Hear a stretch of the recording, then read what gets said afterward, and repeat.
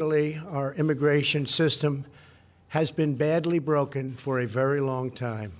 Over the decades, many presidents and many lawmakers have come and gone, and no real progress has been made on immigration.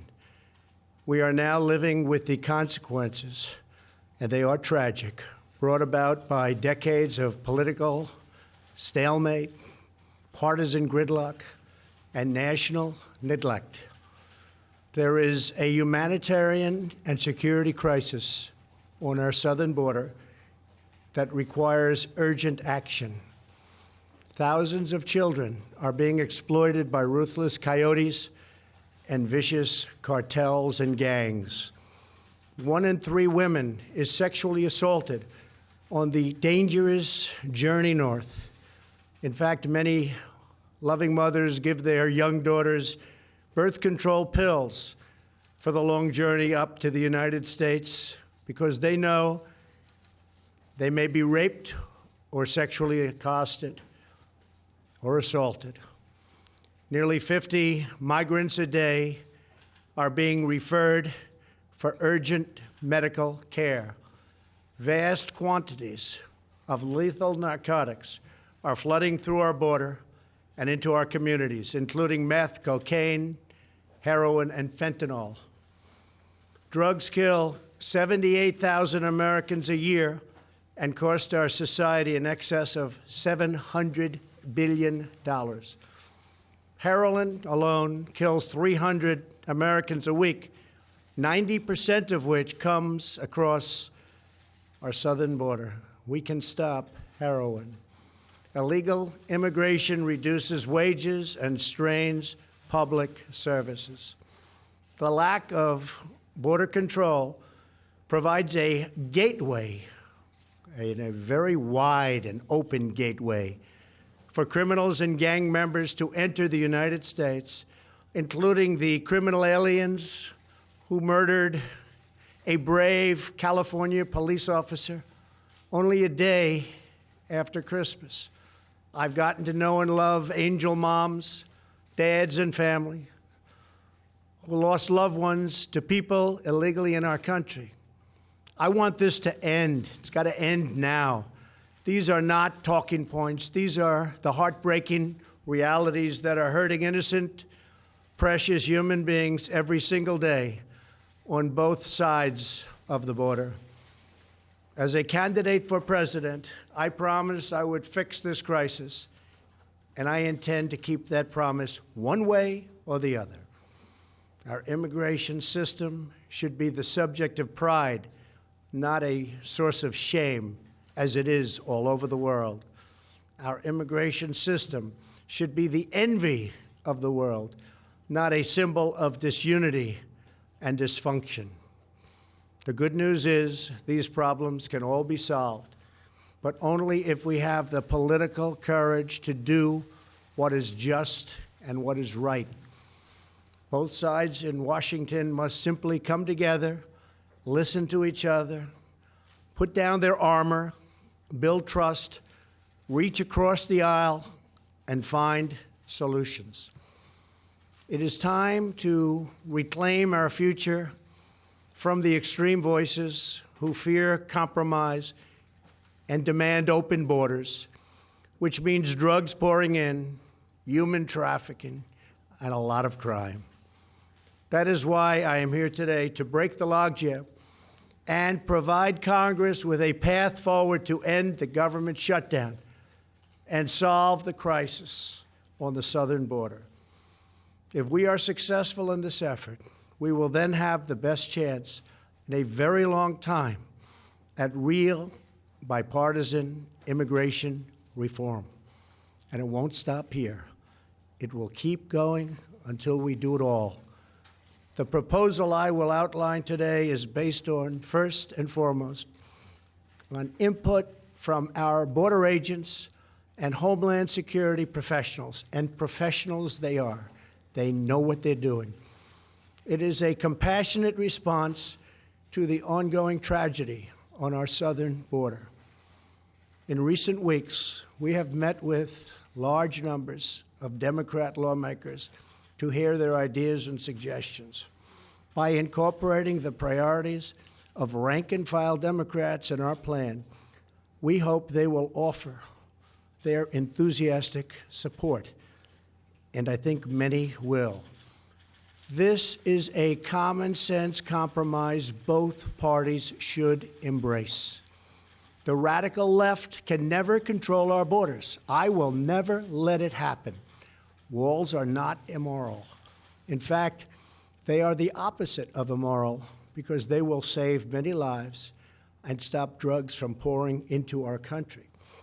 Our plan includes the following: $800 million in urgent humanitarian assistance, $805 million for drug detection technology to help secure our ports of entry, an additional 2,750 border agents and law enforcement professionals, 75 new immigration judge teams to reduce the court backlog of, believe it or not, almost 900,000 cases.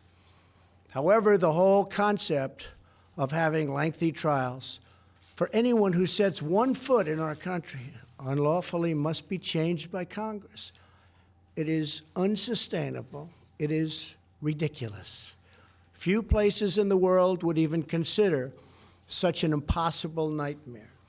Our plan includes critical measures to protect migrant children from exploitation and abuse. This includes a new system to allow Central American minors to apply for asylum in their home countries and reform to promote family reunification for unaccompanied children, thousands of whom wind up on our border doorstep. To physically secure our border, the plan includes $5.7 billion for a strategic deployment of physical barriers, or a wall. This is not a 2,000-mile concrete structure from sea to sea. These are steel barriers in high-priority locations. Much of the border is already protected by natural barriers such as mountains and water.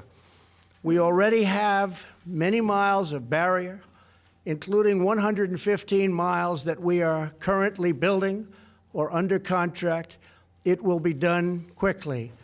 Our request will add another 230 miles this year in the areas our border agents most urgently need. It will have an unbelievable impact. If we build a powerful and fully designed see-through steel barrier on our southern border, the crime rate and drug problem in our country would be quickly and greatly reduced. Some say it could be cut in half. Because these criminals, drug smugglers, gangs, and traffickers do not stop at our border. They permeate throughout our country, and they end up in some places where you'd least expect them. They go all over our country. A steel barrier will help us stop illegal immigration while safely directing commerce to our lawful ports of entry. Many of these security ideas have been proposed by Democrats themselves, and all of them have been supported by Democrats in the past, including a physical barrier wall or fence. Furthermore, in order to build the trust and goodwill necessary to begin real immigration reform, there are two more elements to my plan. Number one is 3 years of legislative relief for 700,000 DACA recipients brought here unlawfully by their parents at a young age many years ago. This extension will give them access to work permits, Social Security numbers, and protection from deportation, most importantly. Secondly, our proposal provides a 3-year extension of temporary protected status, or TPS. This means that 300,000 immigrants whose protected status is facing expiration will now have 3 more years of certainty so that Congress can work on a larger immigration deal, which everybody wants, Republicans and Democrats. And our farmers and vineyards won't be affected because lawful and regulated entry into our country will be easy and consistent. That is our plan. Border security, DACA, TPS, and many other things. Straightforward, fair, reasonable, and common sense with lots of compromise. Senate Majority Leader Mitch McConnell has pledged to bring this bill to a vote this week in the United States Senate. Our proposal is not intended to solve all of our immigration challenges.